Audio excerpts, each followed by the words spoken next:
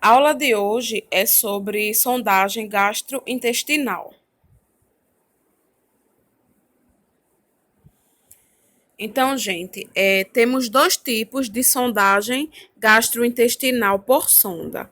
Temos a sonda nasogástrica e temos a sonda nasoenteral. Vamos ver a diferença desses dois tipos de sondagem. A sondagem nasogástrica, né? Quando eu falo naso, eu estou me referindo o quê? Ao nariz. E gástrica ao estômago. Então, gente, vai ser uma sonda que o enfermeiro ele vai inserir pelo nariz, né? E essa sonda, ela ficará o quê? Posicionada no estômago do paciente. Essa sondagem gastrointestinal é um procedimento privativo do enfermeiro, assim como a gente viu a sondagem vesical, né? Esse aqui também é procedimento privativo do enfermeiro. Então, o técnico de enfermagem, ele não faz, mas ele tem que auxiliar, né? Ele pode auxiliar nesse procedimento. Vocês podem observar na imagem, né? Uma sonda posicionada. Então, ela vai entrar pelo nariz, vai passar pelo esôfago, né? E vai chegar até o estômago, como mostra aí a imagem.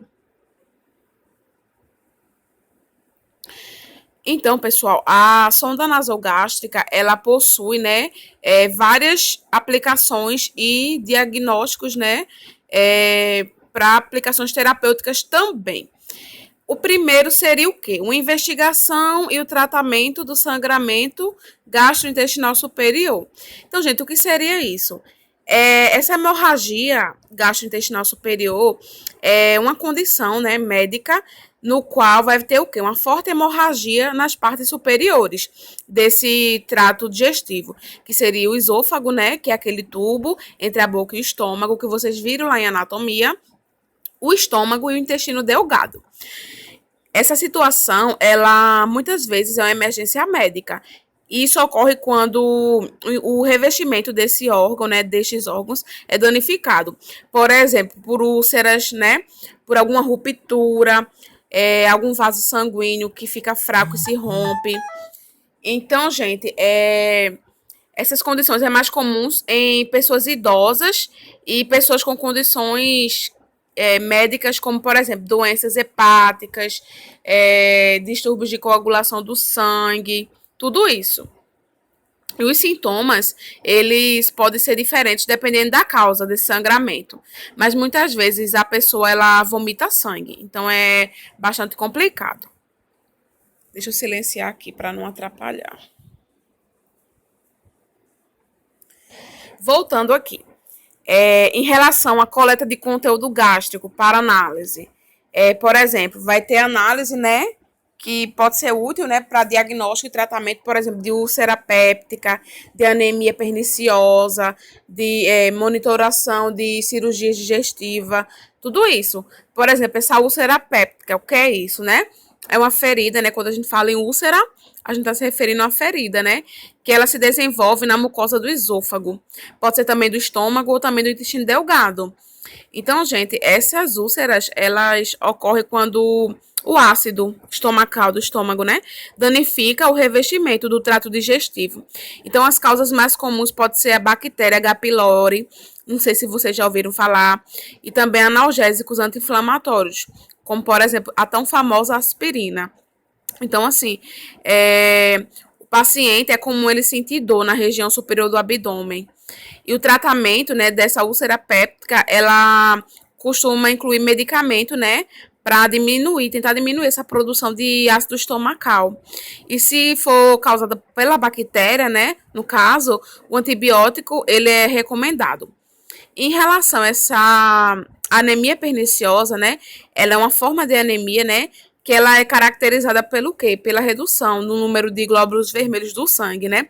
Que é devido ao quê? À incapacidade desse trato gastrointestinal de absorver adequadamente a vitamina B12. Por isso que se investiga também isso. E a questão da monitoração de cirurgia digestiva é para ver se tem realmente algum sangramento anormal. Por isso que se faz isso. É também indicada para a realização de lavagem gástrica, né? O que é essa lavagem gástrica? Ela é uma técnica que ela vai permitir o quê? a lavagem, né, do interior do estômago. Aí vai retirar o conteúdo, né, que ainda não foi absorvido pelo organismo. Aí esse procedimento, ele geralmente é utilizado nos casos de ingestão de substâncias tóxicas, substâncias irritantes, né? Então, essa lavagem gástrica, idealmente, ela deve ser feita em até no máximo 2 horas, gente, após a ingestão dessa substância, né? E ela precisa ser feita no hospital, por um enfermeiro, né? Como eu falei, é procedimento privativo de enfermeiro e visando evitar também complicações, né? Como aspiração de líquido para o pulmão. Então, ela deve ser feita de forma rápida e precisa, né?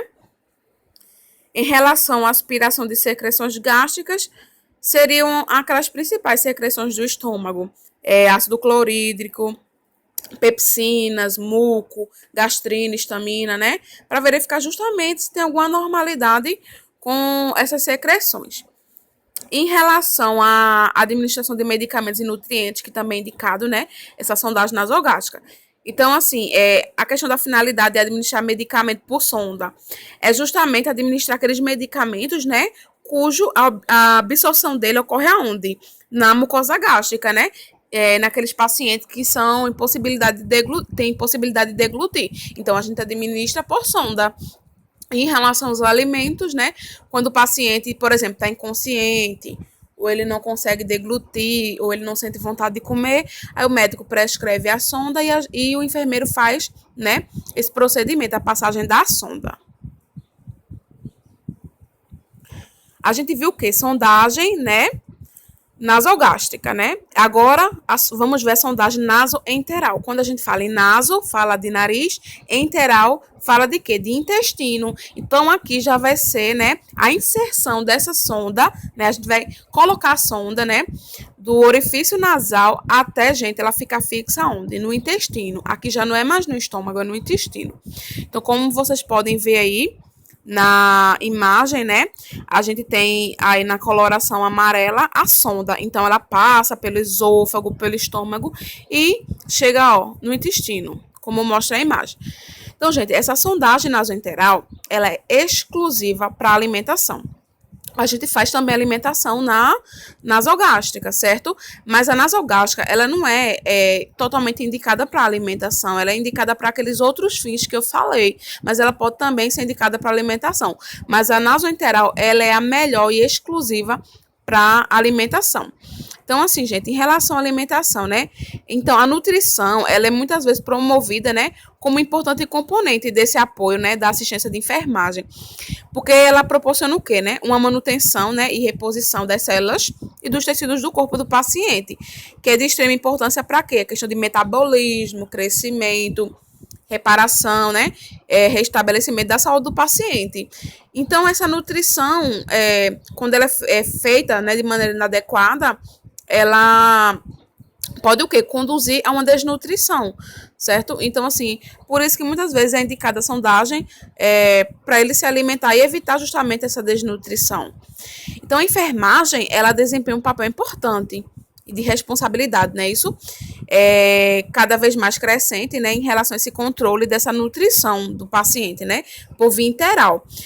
Além de promover a administração, né, a questão de nós da equipe da enfermagem, a gente vai administrar essa dieta e vai realizar também a questão da vigilância, da manutenção, né, e do controle da via escolhida, né, para a dieta e a questão também do volume administrado, né? E é importante ter essa atenção para prevenir, né, as possíveis complicações dessas sondagens.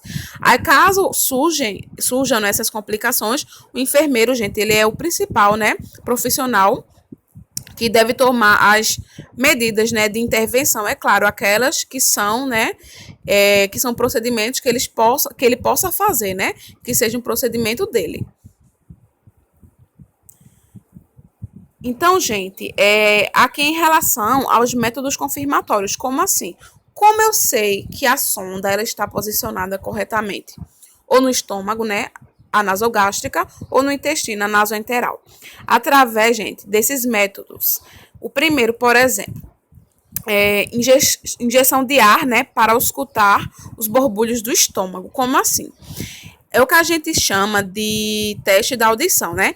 A gente vai colocar o diafragma do estetoscópio, aquela partezinha redondinha, né?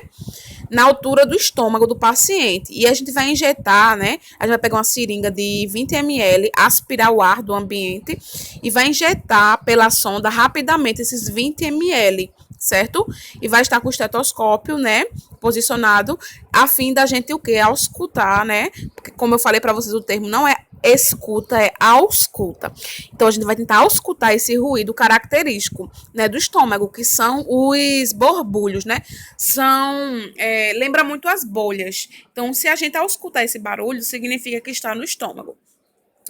Esse teste vai nos indicar precisamente? Não. A gente tem que, assim, ele pode até nos indicar, mas a gente tem que buscar outras formas também de ter a certeza. Por exemplo, o segundo, que é a aspiração do suco gástrico. Então, a gente vai aspirar o quê? O conteúdo. A gente vai aspirar com uma seringa de 20 ml também. O conteúdo gástrico. Aí, na verificação, a gente pode observar que há suco gástrico, né? E também pode vir restos de alimentos. Então, também é um sinal de que a sonda está posicionada no local correto. Já o raio-x está aí, ó, entre parênteses, SNE, que significa sonda nasoenteral. Então, gente, o teste do raio-x, ele é exclusivo para a sondagem nasoenteral, que vocês vão ver na aula prática que essa sonda nasoenteral, ela é diferente da nasogástrica em relação à parte interna dela, que ela vem com um fio guia, que é justamente porque no raio-x, né, esse fio, ele vai nos mostrar o caminho que essa sonda percorreu. Ela vai provar, né, o método confirmatório mais preciso, no qual vai nos mostrar que a sonda está no intestino. Então, esse raio-x, né, a gente só faz na sondagem nasoenteral. Na prática, vocês vão entender melhor. E também, gente, além desses, né, o primeiro e o segundo a gente faz nos dois, tá? Sondagem nasogástrica e sondagem nasoenteral. Aí o terceiro, que é o raio-x, a gente só faz no nasoenteral.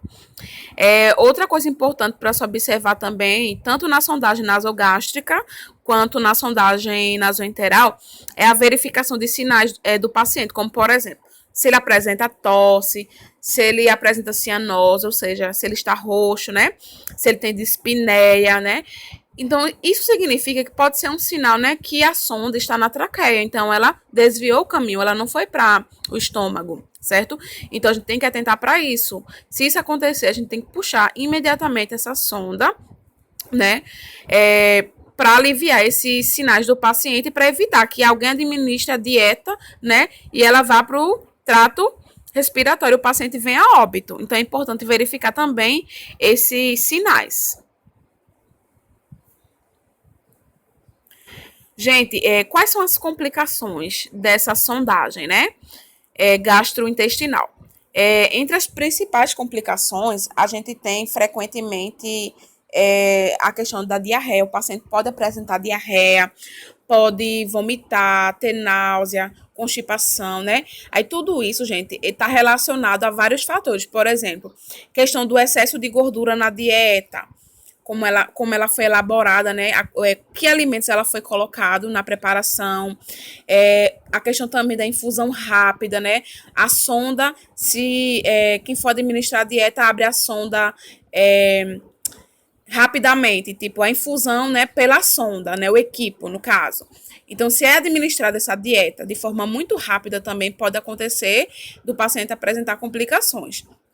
O paciente também pode ter intolerância, né, aos componentes da fórmula, que seria o quê? Aos componentes, né, da dieta, né, dos alimentos que estão ali dentro. Então, além disso, também o paciente pode apresentar, gente, o que a gente chama de gastroparesia. O que seria essa gastroparesia, gente? É uma dificuldade no esvaziamento gástrico do estômago, né? Aí vai tornar o quê? Mais lento esse esvaziamento. Aí pode ocorrer também, né? Aí pode ser causada pelo uso de alguns medicamentos, ou pode ser por distúrbios hidroeletrolíticos do paciente, ou até mesmo pela situação clínica do paciente. Então, gente, essas condições relacionadas à administração da dieta interal, né, inclui também essa questão do tipo de fórmula, da temperatura da dieta e da velocidade de infusão. Então, se não for feita adequadamente, né, tudo isso pode ocasionar essas complicações mais frequentes ou até outras piores. Aqui na imagem, a gente tem a questão da medição, né, dessa sondagem. Como é que o enfermeiro faz para medir a sonda, né, até onde introduzir essa sonda, gente? A gente vai pegar a pontinha da sonda, vocês vão ver melhor na prática do laboratório.